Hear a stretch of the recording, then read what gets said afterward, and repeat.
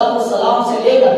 حضرت عیسیٰ علیہ السلام تک جتنے انبیاء کرام علیہ السلام آئے، ہر نبی نے اپنی آمد کے ساتھ ساتھ اپنے نبی آخر الزمان محمد مصطفیٰ صلی اللہ علیہ وآلہ وسلم کی آمد کا ذکر بھی کیا۔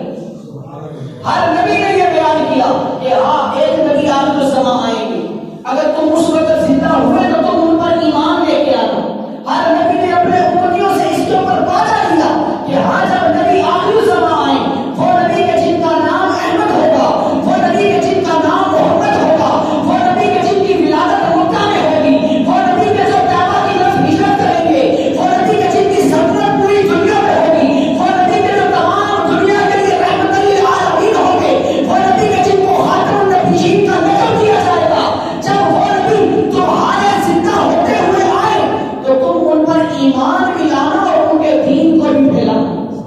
ہر نبی نے اپنے امتیوں سے یہ عہد لیا کہ حضرت عیسیٰ علیہ السلام کہتے ہیں میں اس نبی کی بشارت دینے کے لیے ہوں کہ جن کا نام جو ہے آسمانوں میں احمد رکھا گیا ہے، اور ان کی کتابوں کے اندر حضرت عیسیٰ علیہ